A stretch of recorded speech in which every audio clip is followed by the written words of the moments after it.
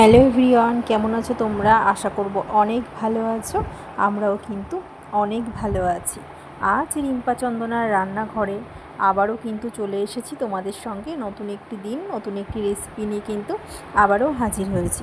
তো বন্ধুরা, আজকে কিন্তু নিয়ে এসেছি দারুণ একটি রেসিপি।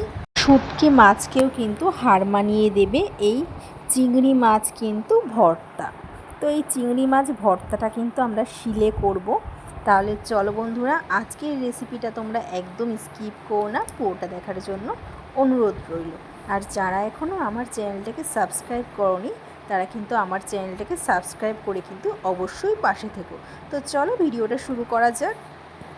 তো আমি এখানে রসুন নিয়েছি, বেশ অনেকটাই রসুন, আর কাঁচা পাকা লঙ্কা নিয়েছি আমি এখানে, আর টমেটো কুচি। আর আমি এখানে চিংড়ি মাছ নিয়েছি। চিংড়ি মাছের খোসাটাকে আমি ছাড়িয়ে নেব, যেহেতু আমি বাটা করব এর জন্য মাথাটা কিন্তু খুব একটা কিন্তু বেশি করে আমি ছাড়াবো না।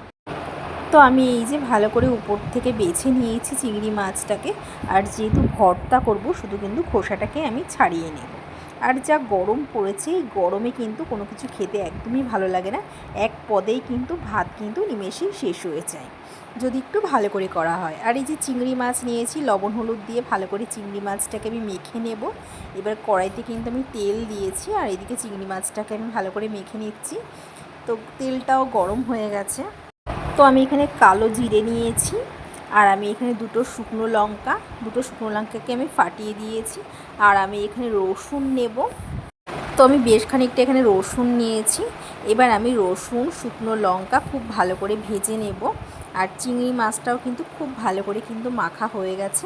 এবার আমি কিন্তু যেহেতু একটু ঝাল ঝাল করব, তো আমি বেশ অনেকটাই কিন্তু এখানে লঙ্কা দিয়েছি, কাঁচা পাকা লঙ্কা আমি দিয়ে। তো সব কিছু আমি খুব ভালো করে কিন্তু ভাজা ভাজা করে নেব। তো আমি এখানে সব কিছু খুব ভালো করে কিন্তু ভাজা ভাজা করে নিচ্ছি। লো আছে আমি 2 মিনিট খুব ভালো করে ভেজে নেব। এবার কিন্তু আমি বেশ খানিকটা কিন্তু পেঁয়াজ কুচি দিয়েছি। পেঁয়াজ কুচিটাকেও কিন্তু আমি ভেজে নেব।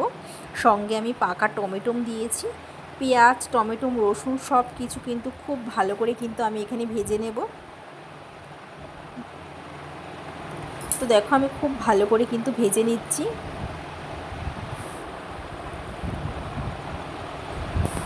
তো কিছু আমি এখানে খুব ভালো করে একটু ভাজা ভাজা করে নেব। আর যেহেতু একটু ঝাল ঝাল করে করব, যে কোনো ভর্তা কিংবা বাটা একটু ঝাল ঝাল খেতে কিন্তু বেশি ভালো লাগে। আর যেহেতু এটা আমি চিংড়ি মাছ বাটা করব শিলে, এর জন্য একটু ঝাল ঝাল করে করলে কিন্তু বেশি ভালো লাগবে।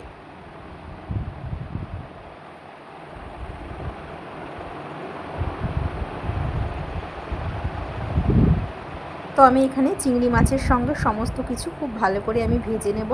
আর স্বাদের জন্য আমি এখানে একটু লবণ আর একটু হলুদ দেবো সামান্য। আর কিন্তু একটু চিনি দিয়ে আমি খুব ভালো করে কিন্তু ভেজে নেব। আর চিংড়ি মাছটা যেহেতু তখন লবণ হলুদ আমি মাখিয়েই নিয়েছিলাম, তার জন্য সামান্য একটু লবণ, একটু সামান্য হলুদ আর একটু চিনি দিয়েছি। চিনি দিয়ে আমি খুব ভালো করে কিন্তু ভেজে নেব সমস্ত কিছু। কারণ এটা আমি খুব ভালো করে ভেজে নেব আগেই। এরপর আমি ডিরেক্ট কিন্তু আমি শিলে বেটে নেব। এর জন্য কিন্তু চিংড়ি মাছটাকে কড়াইতেই কিন্তু খুব ভালো করে ভেজে নিতে হবে। আর বন্ধুরা, এটি কিন্তু শুধু শুধুও খাওয়া যায় গরম ভাতের সঙ্গে। এরকম যদি চিংড়ি মাছ, টমেটো, কাঁচা লঙ্কা, পেঁয়াজ, শুকনো লঙ্কা দিয়ে যদি এরকম ভাজা হয় না, গরম ভাতের সঙ্গে খেতে কিন্তু এটাও কিন্তু দুর্দান্ত লাগে। তো আমি চিংড়ি মাছটাকে সমস্ত কিছুর সঙ্গে কিন্তু খুব ভালো করে ভেজে নিচ্ছি। একটু ঝাল ঝাল করেই কিন্তু আমি করব।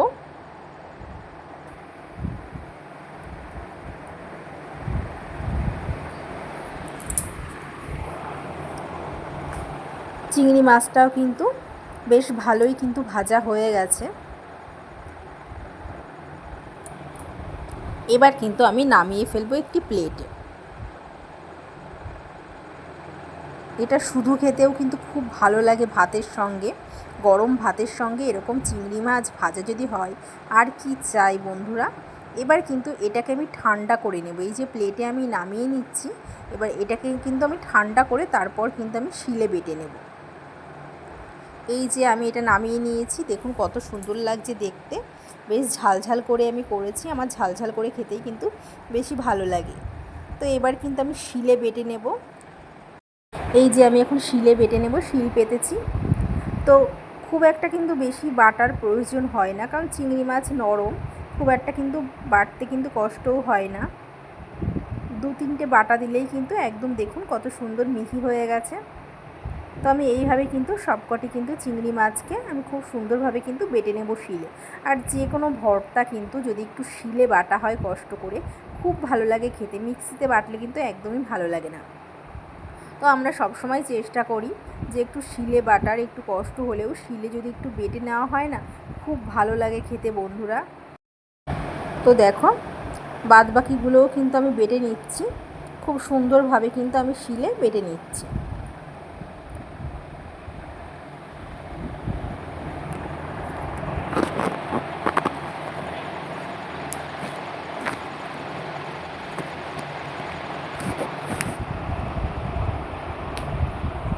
এইভাবে আমি সব কিছু কিন্তু একসঙ্গে বেটে নিচ্ছি। তো বন্ধুরা আমার কিন্তু বাটাটা একদমই কমপ্লিট হয়ে গেছে। এবার ওপর থেকে আমি একটু কাঁচা সর্ষের তেল ছড়িয়ে দেব। দারুণ লাগে এরকম উপর থেকে একটু কাঁচা সর্ষের তেল আর এরকম চিংড়ি মাছ ভর্তা গরম ভাতের সঙ্গে। আর কি চাই বন্ধুরা, এবার আমি গরম ভাতের সঙ্গে এরকম চিংড়ি মাছ বাটা কিন্তু এখন গরম গরম কিন্তু খাবো। দারুণ হয়েছে খেতে, এইটা হলে আর কি চাই। এক পদেই কিন্তু খাওয়া কিন্তু নিমেষে শেষ হয়ে যাবে, আর কিছুর কিন্তু প্রয়োজন হয় না। আমি তো এটা দিয়ে এক থাল ভাত খেয়ে নিয়েছি। তো বন্ধুরা কেমন লাগলো আজকে আমাদের রেসিপিটা? আজকের রেসিপিটা যদি তোমাদের ভালো লেগে থাকে অবশ্যই কিন্তু কমেন্ট করে জানিও যে তোমাদের কেমন লেগেছে। আর তোমরাও কিন্তু বাড়িতে একবার অবশ্যই ট্রাই করে দেখতে পারো। তো আজ এই পর্যন্তই, আবার দেখা হবে নেক্সট ভিডিওতে। ততক্ষণ তোমরা সুস্থ থেকো, ভালো থেকো।